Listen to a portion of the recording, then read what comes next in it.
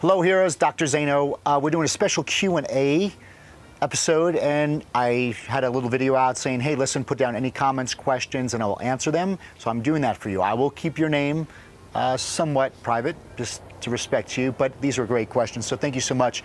And if you want to ask any other questions, just comment below, and I'll answer them, always. So this first question, have you ever been faced with depression or something like that? And their answer is, of course. And it really kind of spurred on the whole entire I Am Hero project. See, depression, the opposite of depression is expression. I'll say that again, the opposite of depression is expression.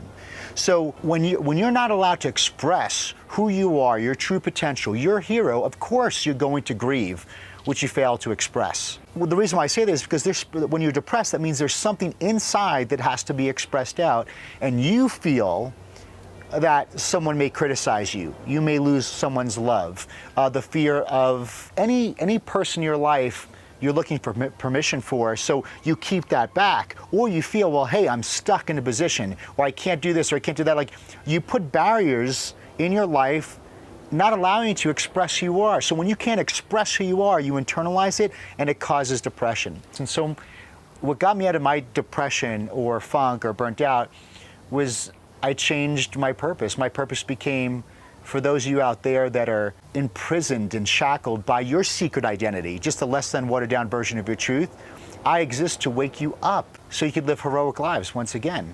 Next question, Dr. Zaino, why do people think acai bowls, how do you say that? Acai bowls are so healthy? Aren't they a lot of sugar?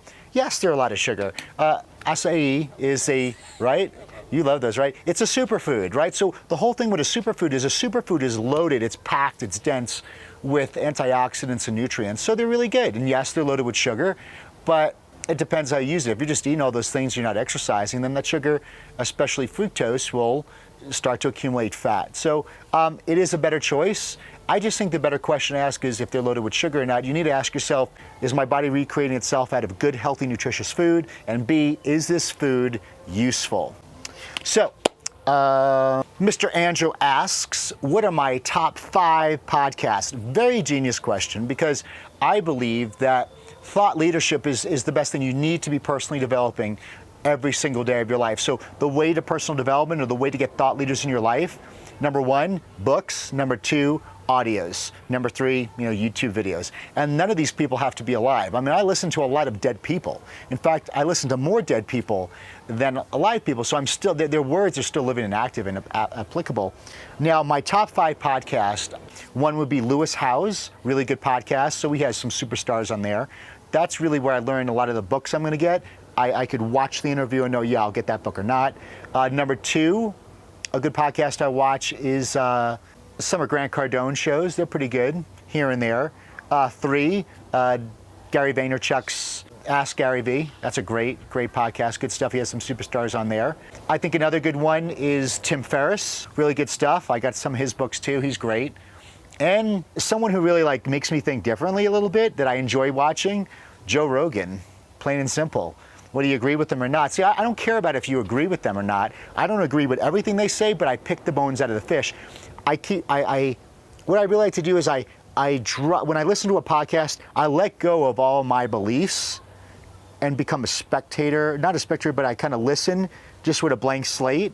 And what feels right, I absorb, and what doesn't, I just discard. So again, what did I say? Lewis Howes, Gary V, some of Grant Cardone's, Tim Ferriss, and Joe Rogan. My phone is so slow. Look at this. Loading. Look, I mean, literally, look at this. Oh, it's almost there. It's almost there. This next question, very good one. It goes, what motivates you the most? Great. So this is a little bit I like to call the dark side and the light side, just like Star Wars a little bit. So I was motivated in the past by fear, scarcity, anger, and loss of momentum. See, I did really great things with those negative motivators. So I could take any emotion and allow it to motivate me.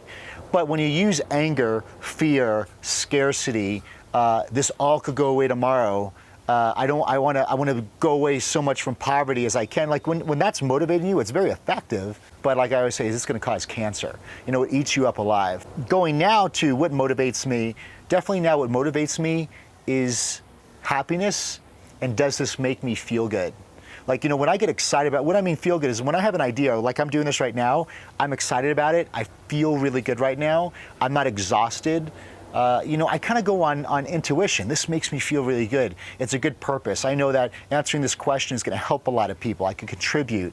I could have, it's charity, it's service, it's contribution, it's nobility, it's all the definitions of hero, it's achievement. And that is really the motivating factor. So I notice that when I start to do something that I think is good and I feel exhausted or tired, like, oh my God, this is driving me crazy, and I become like a little big baby, I know that is off my purpose. It's off my lane or my truth. So I spend a lot of attention on what excites me, what inspires me, what gets me energized, what can I stay in there and talk all the time where time flies like that. I really focus on that intuitive feeling, and so I let my inner self, my hero, teach me what motivates me, and I find it, I latch onto it, and I drive. I put all the chips to the center of the table. Okay, here we go. So I don't know how I can stay focused daily, on a daily basis or every second. I just want to remind myself every second that what I am doing, why am I, I don't even know how to really answer this. I don't have any issues focus. I think I focus on the main thing. Like if you're constantly in your head focused on, I want to be focused on what I'm doing right now, I want to be present right now. Like I think your brain's gonna explode. It's like, you're one thing. You know what you're on this planet to do. I don't write it down every single day. I just know. And when I wake up every morning, I think it's better to do this. I wake up every morning and I ask myself one question, and the question is, why am I here? If you forget your purpose that quick, what I'm scared about this question is that you're trying to build your own secret identity, what other people want in your life. So you think being focused or this and that is going to make you the hero. It's not. It's like, what you want.